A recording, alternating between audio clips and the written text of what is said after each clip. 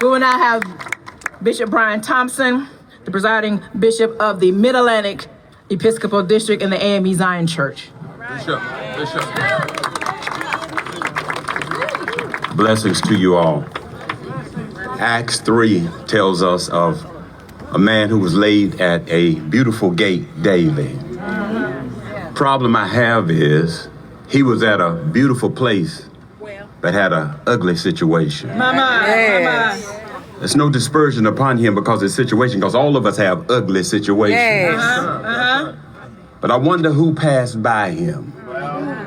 Said Peter and John came by. And when he asked them for alms, I'm sure there's other people that passed by. I'm sure there was a bishop that passed by. A presiding elder, a pontiff. I'm sure there was a rabbi that passed by. I'm sure that there was a lay leading preacher that passed by. But they didn't have time to deal with him.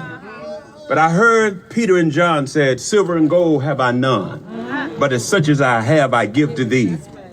And as they gave that to him, they were really giving him Jesus.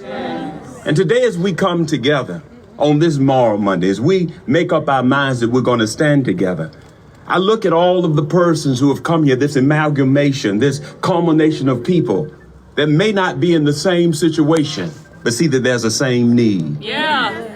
And when we have that same need, we come together. And as I speak for clergy, I got a text message today. Sometimes text messages can be deterrents. And I shouldn't have read it, but I'm glad I did. Somebody on social media posted me here.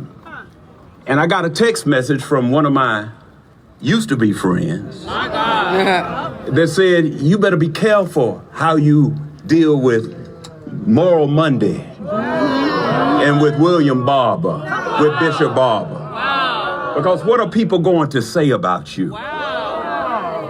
I said, I ain't standing with Bishop Barber, I'm standing with Jesus. Amen. Because when I stand with Jesus, my brother will come together and we can do this together and you can do it together. I asked him this question.